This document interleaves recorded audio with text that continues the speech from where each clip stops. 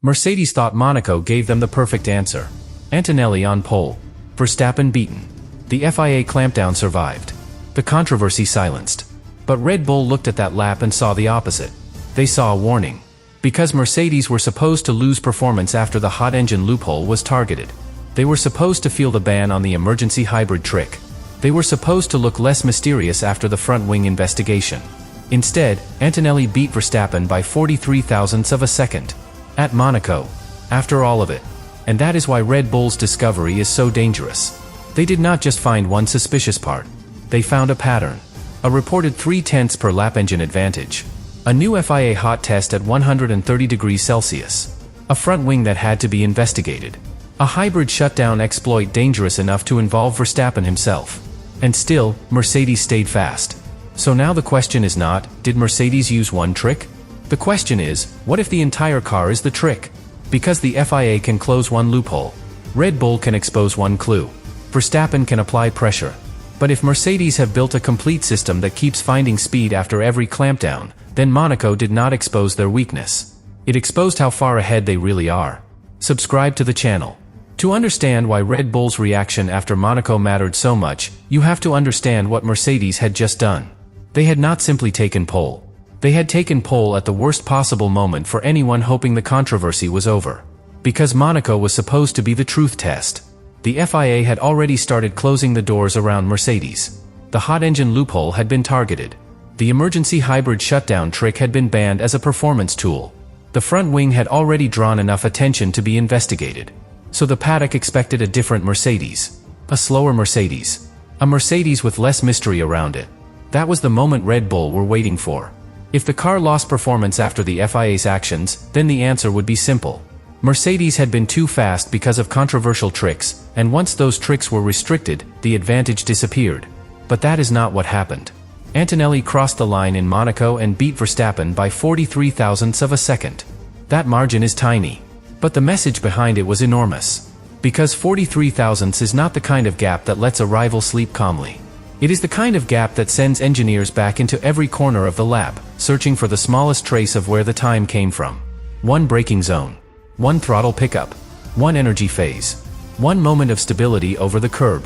One tiny advantage hiding somewhere inside the machine. And when the machine is Mercedes, after everything that had already happened, Red Bull were never going to ignore it. Because Red Bull know how Formula One works at the sharp end. They know dominance is not usually built from one magic part. It is built from layers. A little more power here. A little more stability there. A little better energy timing. A little more confidence for the driver. A little more consistency when the tires are on the edge. One piece alone can look ordinary. All of them together can become pole position. That is why the real discovery after Monaco was not necessarily a single illegal component. The source material does not say Red Bull found one new illegal Mercedes part after Antonelli's pole. It does not say Antonelli was disqualified. It does not say the pole was removed. The real discovery was more dangerous than that. Red Bull had every reason to see a pattern. And patterns are what frighten Formula One teams. One suspicious detail can be explained. Two can be investigated. Three can become a philosophy. Mercedes had already been linked to the engine controversy. That was the first and loudest alarm. The issue centered on compression ratio, which is simply how much the engine squeezes air and fuel before it burns. The more that mixture is squeezed, the more powerful the release can be. Like pressing down on a spring. Press it harder, and it snaps back harder. The rules set the limit at 16-1. But the original test checked that number when the engine was cold, sitting in the pit lane. And that is where rivals believed Mercedes had found the opening. A Formula One engine does not race cold. It races hot. It races under pressure. Materials expand. Tiny gaps change. The whole machine behaves differently once it is alive. The suspicion was that Mercedes could pass the cold check, then gain a more aggressive compression effect once the engine reached full operating temperature.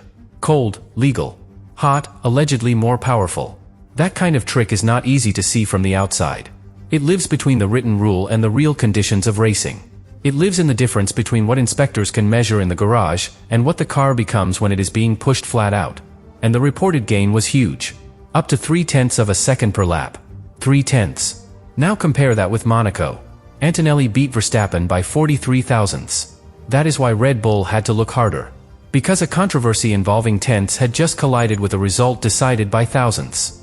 But here is the twist that made Mercedes even more difficult to understand.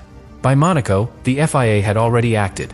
The engine would no longer only be assessed cold. It would also be checked at a representative operating temperature of 130 degrees Celsius. In plain English, the FIA stopped asking only what the engine looked like while resting.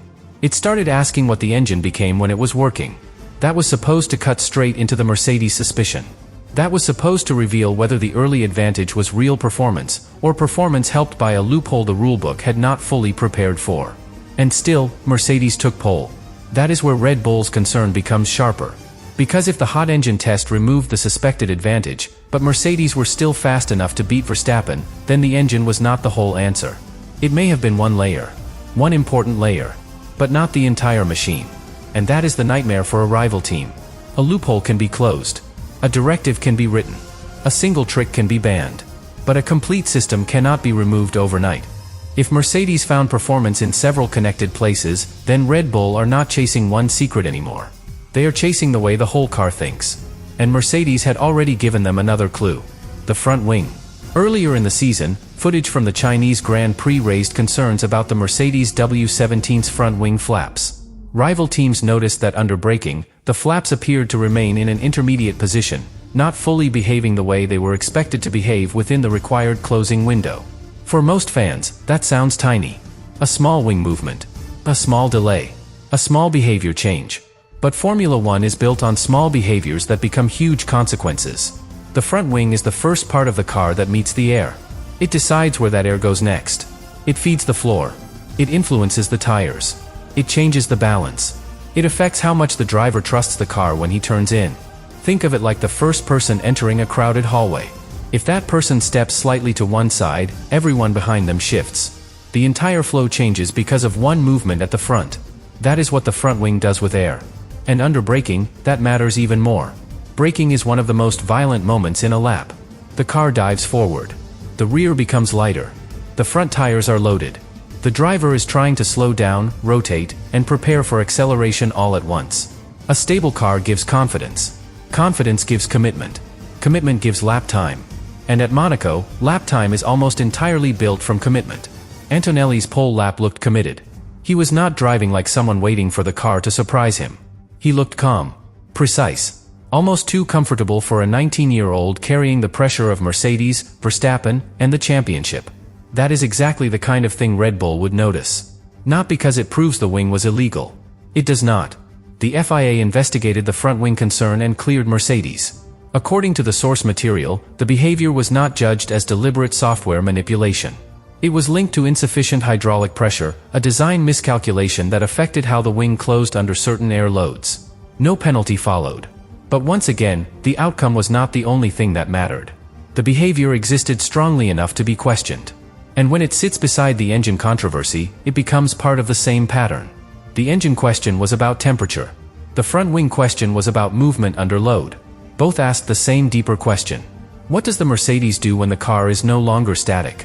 Because a Formula One car can behave very differently in the garage than it does on track. Temperature changes it. Speed changes it. Air pressure changes it. Hydraulic loads change it. Software logic meets real-world forces. Parts that look ordinary in inspection can become more powerful once the car is alive. That is where Red Bull had to look after Monaco. Not just at the written rule. At the real behavior. And then came the third layer. The hybrid emergency shutdown trick. This one was even more serious because it involved danger, and Verstappen himself had been part of the story. Under the new rules, cars had to reduce electrical energy deployment as they approached the timing line on qualifying laps. In simple terms, the electric boost had to fade down.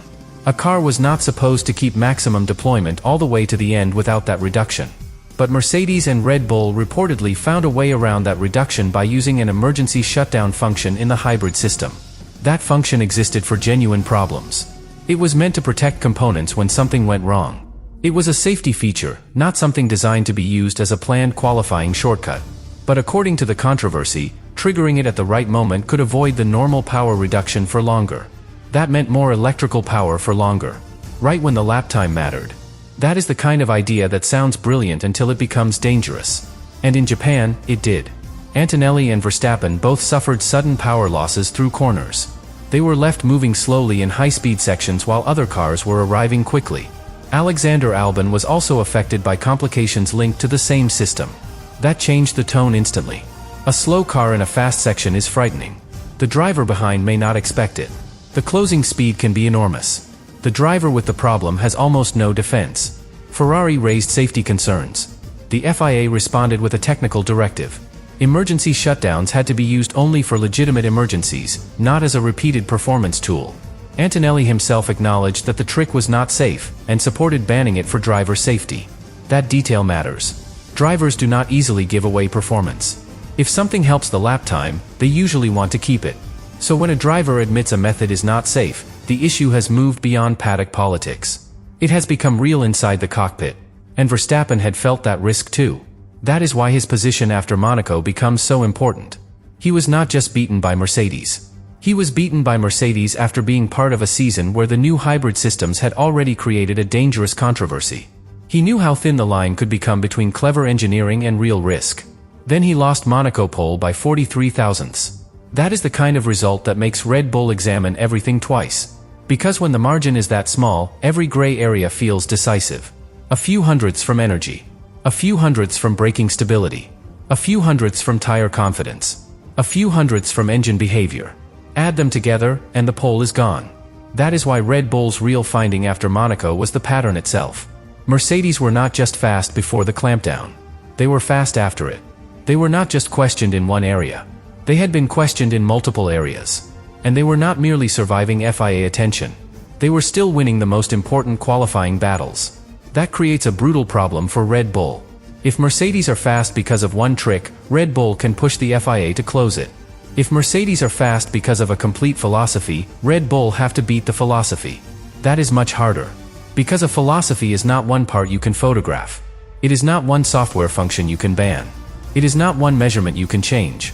It is a way of reading the rulebook, a way of designing the car, a way of finding performance in the space between what is written and what is measured. That is where Mercedes appear most dangerous. In the gray. Between cold and hot. Between static and loaded. Between safety function and performance use. Between legal wording and racing reality. And after Monaco, Red Bull could no longer treat that as background noise. Because the stopwatch made it urgent. Antonelli on pole. Verstappen second. 43 thousandths between them. The FIA had already taken action, but the Mercedes advantage had not disappeared. That is why the pressure on Mercedes grows even when they win. A normal victory creates celebration. A victory under suspicion creates more investigation.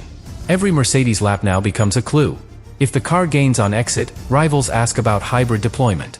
If it stays calm under braking, they ask about aerodynamic stability. If it performs in hot conditions, they remember the engine controversy. If Antonelli looks unusually confident at the limit, they ask what the car is giving him.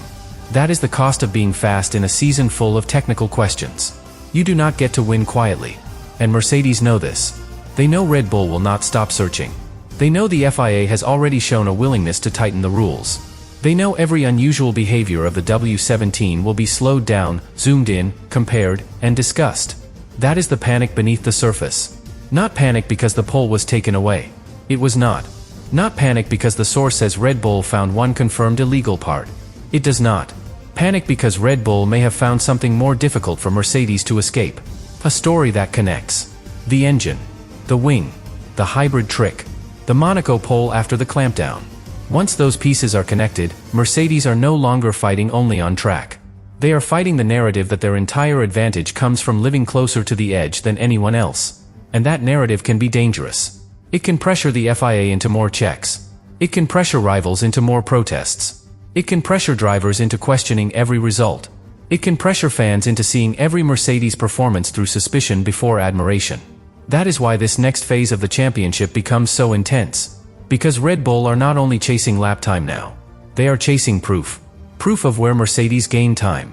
Proof that the FIA has not closed every door. Proof that the W17 still has a hidden layer. And Mercedes are trying to prove the opposite.